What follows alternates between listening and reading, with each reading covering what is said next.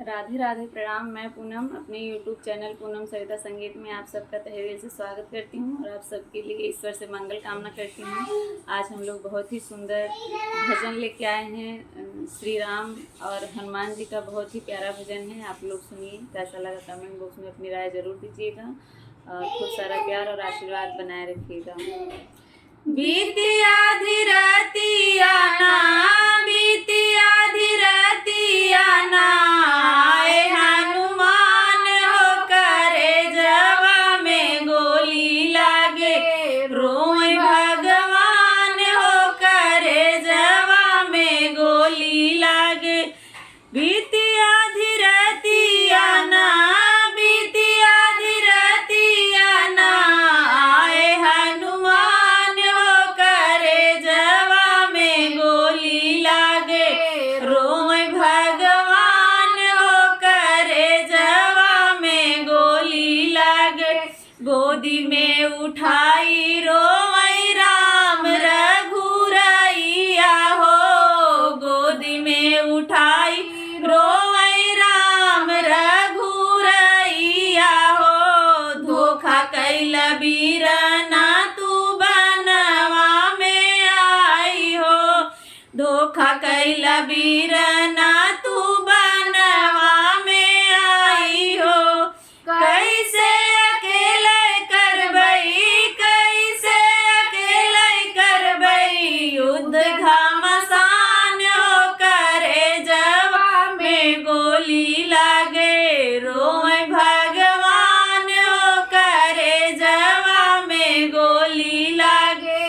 बीतिया धीरतिया ना, बीतिया धीरतिया ना, आए हनुमान हो करे जवा में गोली लागे, रोए भगवान हो करे जवा में गोली लागे। तनी मीठी बोलिया सुनाई दा बीरनवा हो, तनी मीठी बोलिया सुनाई दा बीरनवा हो। कहाँ पीर होला, कहाँ लागल शक्ति बनवा हो, कहाँ पीर होला, कहाँ लागल शक्ति बनवा हो। भारी लागे रतिया हो, भारी लागे रतिया हो, होला ना बिहान हो करे जवा में गोली लागे, रोए भगवान हो करे जवा में गोली लागे। बीतिया धीरतिया ना, बीतिया धीरतिया ना, आए हनुमान हो करे जवा में गोली लागे, रोए भगवान हो करे जवा में होली लागे।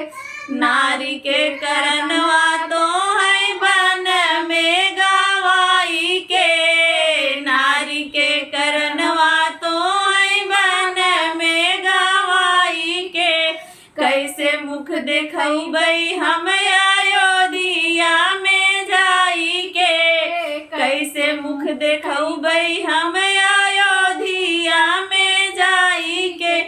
काके हु पापी जग में, काके हु पापी जग में, हमरे समान हो करे जवा में गोली लागे, रोए भगवान हो करे जवा में गोली लागे। बीतिया धीरतिया ना, बीतिया धीरतिया ना, आए हनुमान हो करे जवा में गोली लागे, रोए भगवान हो करे जवा में गोली लागे।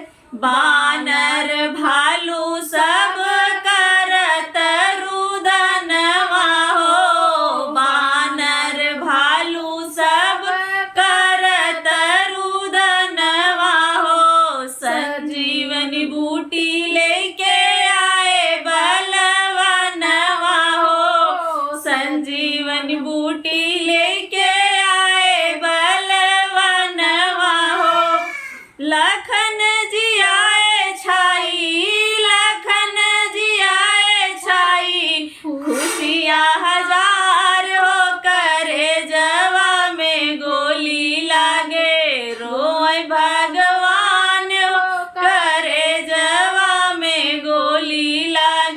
बीत